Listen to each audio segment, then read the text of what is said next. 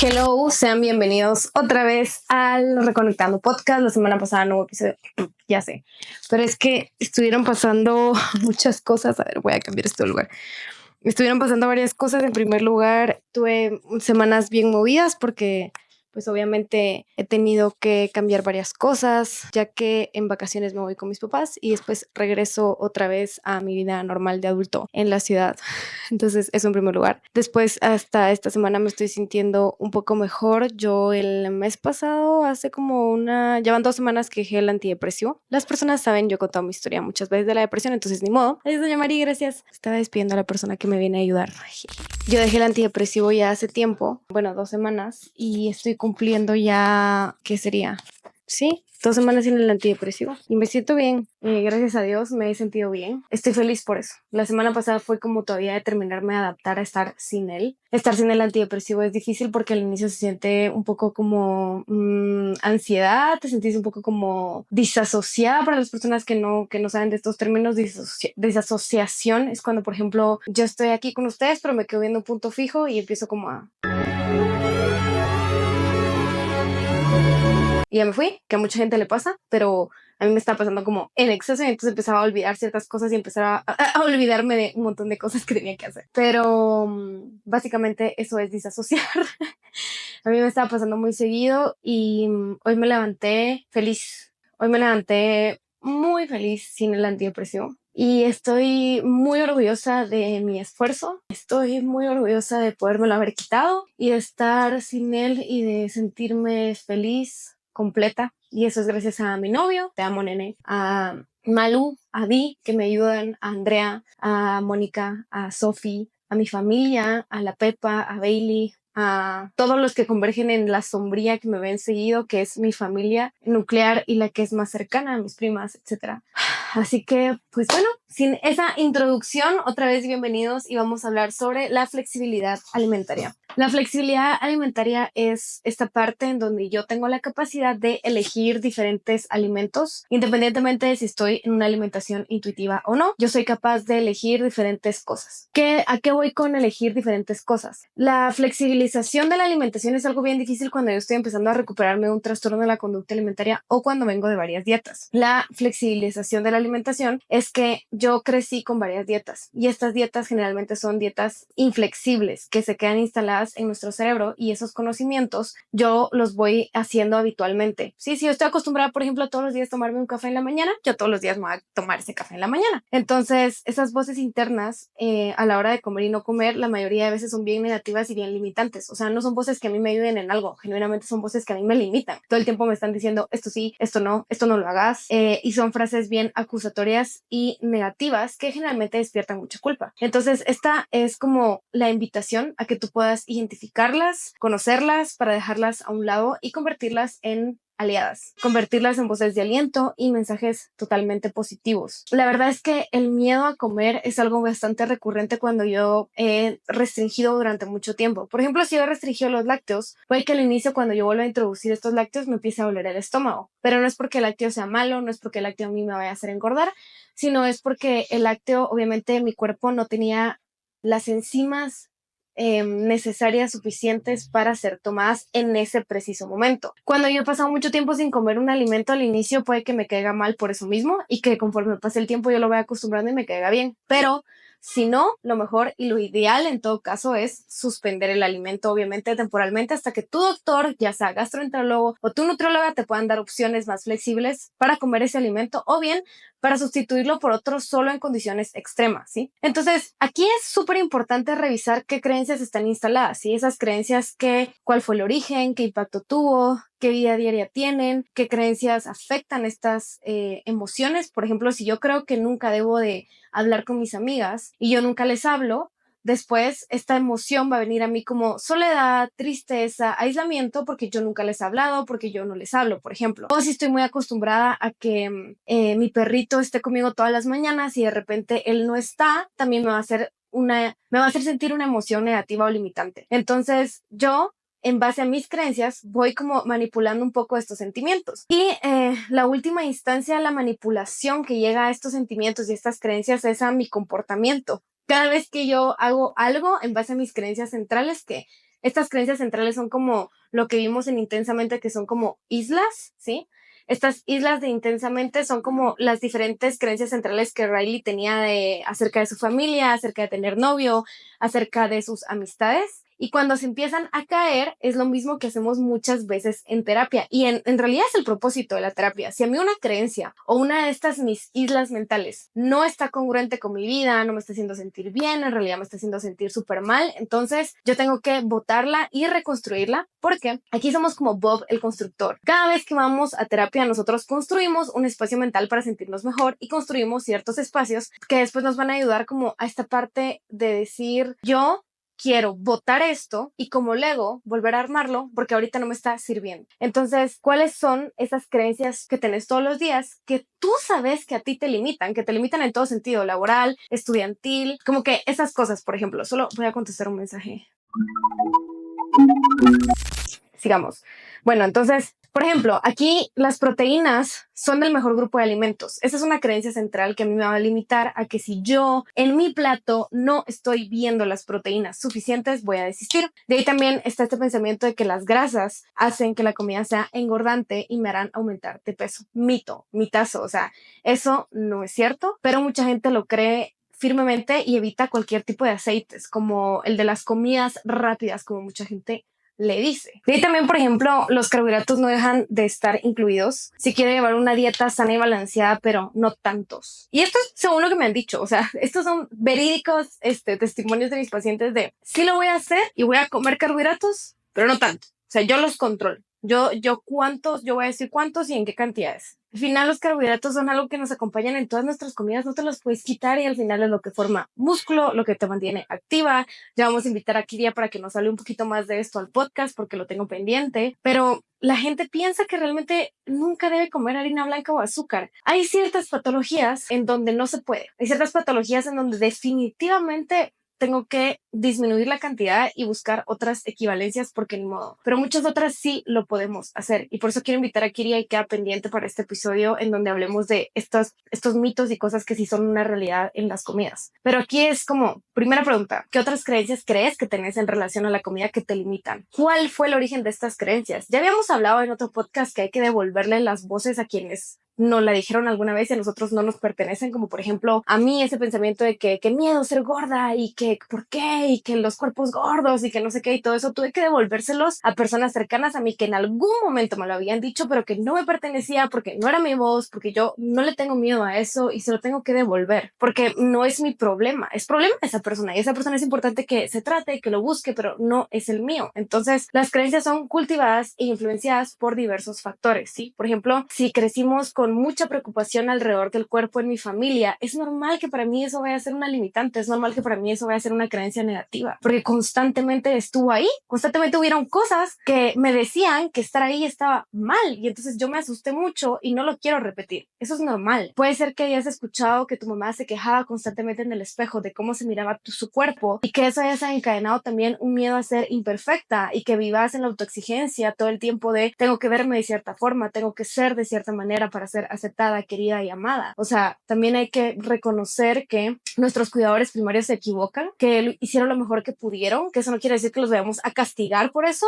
pero sí de reconocer que había muchas cosas en las que creían saber mucho y no saben, y que ahora yo las tengo que desmentir y hacer totalmente diferentes, ¿sí? El hecho de vivir rodeado, por ejemplo, de imágenes de hombres y mujeres digitalmente alteradas, eso causa una disonancia cognitiva en donde no concuerda lo que yo estoy viendo con la realidad. Sí, muchas personas editan sus fotos y les voy a decir una cosa. Esa foto que ustedes están viendo en la intro del podcast está bien editada. Me hicieron blurry en la cara, me quitaron algunas líneas de expresión, obviamente mejoraron ciertas cosas de las facciones y etcétera. Obvio, son fotos editoriales, son fotos que son arte y como el arte tiene que estar como que sumamente bien detallado. Eso no quiere decir que yo sea menos real. Eso no quiere decir que ustedes no puedan ver aquí mis imperfecciones y sí, hasta la cámara te hace blurry, o sea, ¿me entienden? Es como compararse con personas que no son reales y que la realidad es hasta que tú las miras de frente. Claro, todos somos bonitos y todos tenemos muchas hermosas cualidades y eso no te quita y te pone peso, pero sí son fotos digitalmente alteradas que si yo crecí con eso viéndome y me comparo con las fotos que salen en redes sociales digitalmente alteradas, obvio me voy a sentir inferior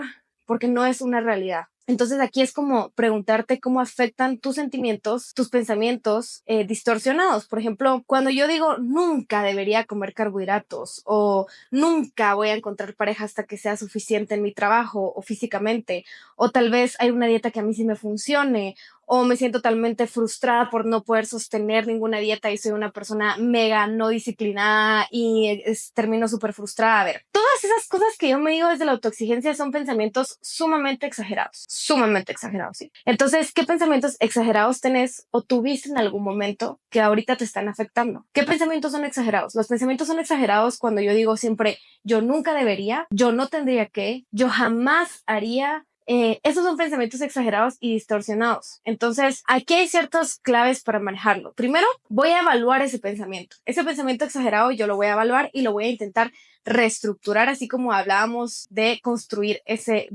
otra vez las cosas. Si están equivocados y afectan tu comportamiento, entonces ahí es donde yo digo, tengo que botarlo y como Lego volver a construir. El proceso comienza observando el pensamiento, ¿sí? Yo no puedo reconocer algo si no lo observo, si no lo miro. Primero yo voy a observar el pensamiento que estoy teniendo. Estoy teniendo un pensamiento de que yo jamás debería comer carbohidratos. Entonces, después evalúa qué tan razonable realmente suena, qué tan razonable es. ¿Hay alguna evidencia científica que verifique que yo de verdad nunca debería comer carbohidratos? Y ahí también preguntarte, ¿esto a mí me parece distorsionado o ilógico? Una vez que hayas identificado un pensamiento como irracional o racional, vamos a desafiarlo y reemplazarlo con un pensamiento que a ti te suene lógico, algo con lo que sea evidencia científica, algo con lo que tú sí te puedas identificar, algo con lo de que tu rutina a ti sí te funcione, algo con lo que tú digas, esto a mí se me hace muy coherente. Generalmente lo hacemos en terapia, pero yo aquí te lo estoy dando porque hay personas que no pueden ir a terapia y yo lo sé. Entonces, aquí va a haber un pensamiento irracional. No debo comer carbohidratos para bajar de peso, aunque tenga ganas. Ese es mi pensamiento racional. Entonces, preguntas, ¿realmente nunca debería comer carbohidratos? Segundo, no hay ningún solo artículo científico que valide la idea que el yo quitarme alimentos o grupos de alimentos me ayude a bajar de peso. Y tres, ¿cómo me siento cuando yo no ingiero carbohidratos durante mi día? Porque cuando yo, Rebeca Aguilar, no ingiero carbohidratos durante mi día, me siento más cansada, me siento más irritada, se me antojan más cosas dulces, tengo ansiedad por comer, como compulsivo o he llegado a tener hasta atracones. Entonces hay que pensar un poco en esta experiencia que yo tengo ahorita de no comer carbohidratos, ¿hasta dónde me ha llevado? Me ha llevado a hacer de mi vida un desmadre en cuanto a alimentación. Entonces, ¿por qué lo voy a seguir haciendo? La reflexión es que tu experiencia pasada siempre te va a demostrar que como has hecho las cosas, no funciona. Más sabe una persona por experiencia que por las veces que lo ha leído o lo ha estudiado. Por eso es que en todos los lugares hay que hacer prácticas, por eso es que en todos los lugares hay un entrenamiento, porque entre tú más lo hagas, más experiencia vas a obtener. ¿Qué te dice esa experiencia pasada de ese pensamiento irracional que yo estoy teniendo? Sea en relación a la comida, sea en relación a lo que sea. ¿Qué te dice ese pensamiento y esa experiencia? Mi pasada experiencia me dice que las veces que yo no he comido carbohidratos siento más ansiedad, termino con poca energía y fijo termino con atracón o algo parecido.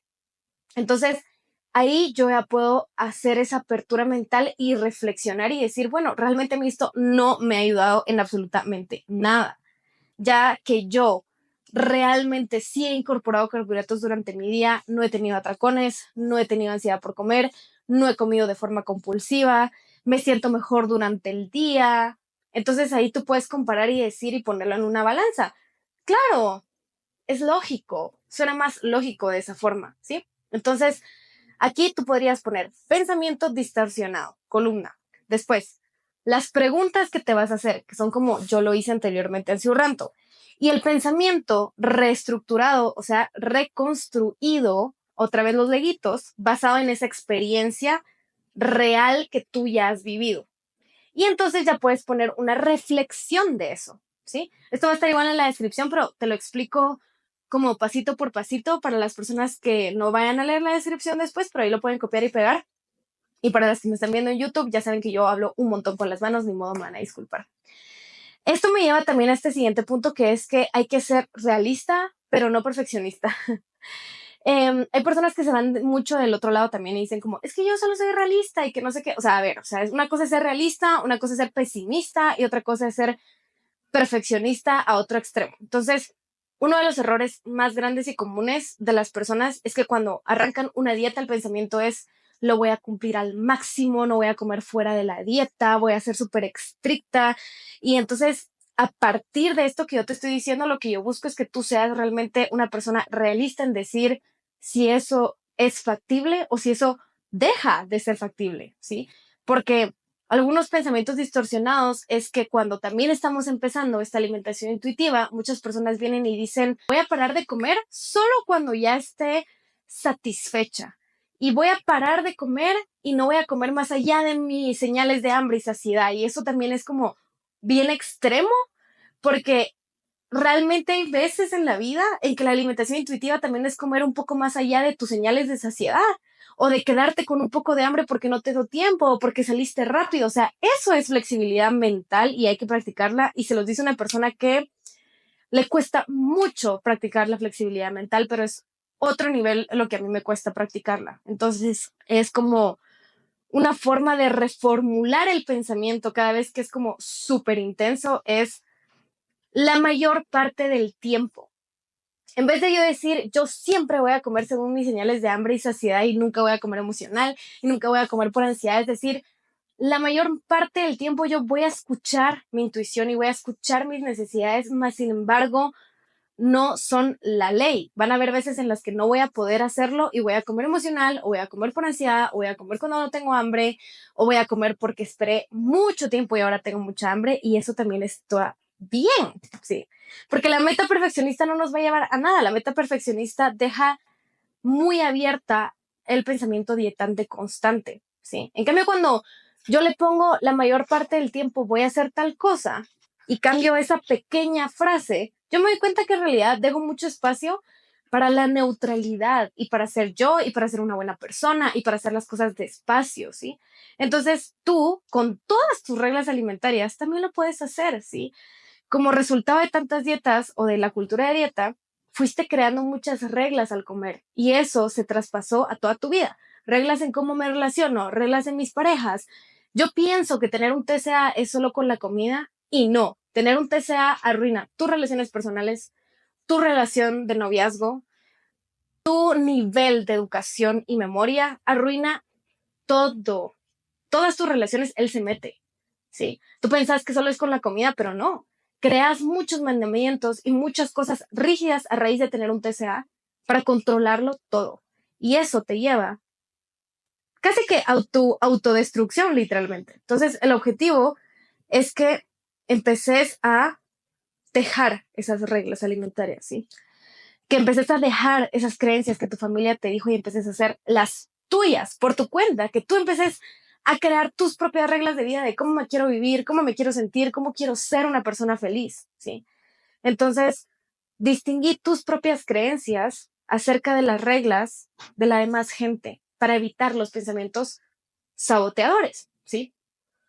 Los pensamientos saboteadores son aquellos que no nos ayudan o no nos colaboran en nuestras metas, ¿ok?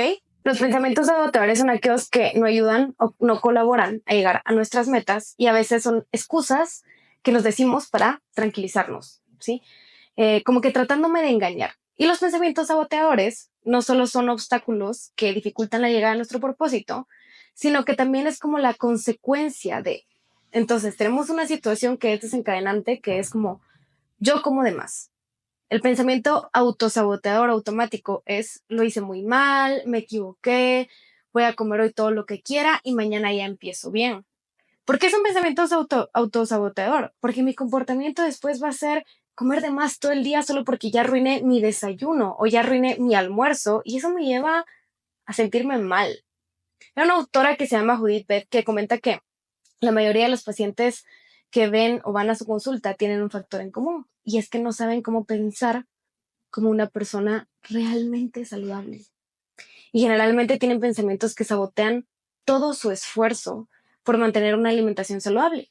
Como por ejemplo, sé que no tengo qué, así que como esto. Está bien si solo como por una vez.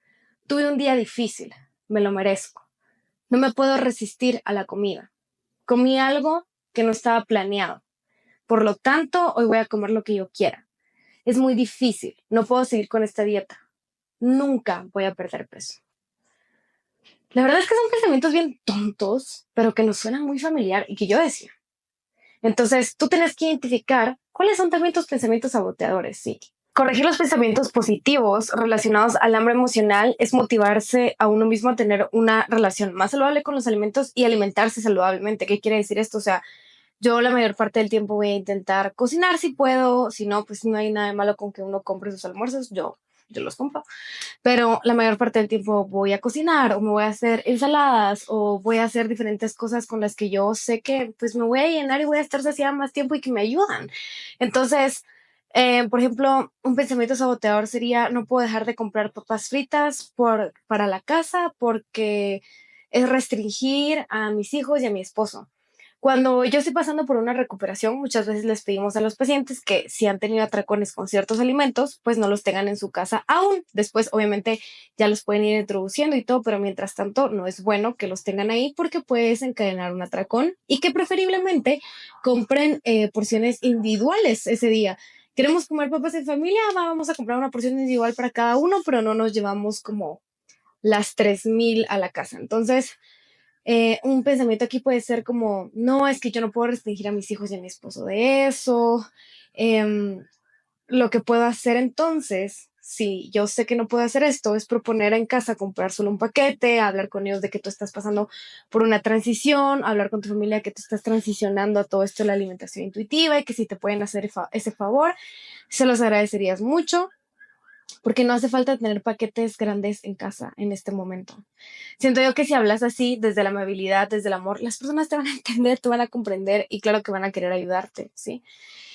También cuando yo digo tuve un día difícil y me lo merezco, es como decir, oh sí, tuve un día difícil, pero a pesar de ello me merezco tener un cuerpo sano, un cuerpo saciado, con algo que le guste, no solo porque me lo merezco me voy a comer como unos nachos con culpa, es mejor como comer los nachos sin culpa, pero al final comértelos porque es desde un lugar genuino de los quiero, me los quiero quedar, quiero sentirme bien con eso y así sucesivamente. Entonces, aquí hay que cambiar por pensamientos más positivos y en este capítulo del podcast revisamos las creencias que tenés más arraigadas, adquiridas y aprendidas y pues a partir de ahí empezar a detectar esos pensamientos negativos que influyen en nuestras decisiones alimentarias, ¿sí? Entonces, aquí el desafío es como que reformular y reconstruir todo eso que ya creo que sé para realmente estar en paz con la comida. Te mando un abrazo en tu cuerpo esaurio, patitas de Bailey, besitos de la Pepa y nos vemos en el siguiente capítulo del Reconectando Podcast. ¡Chao!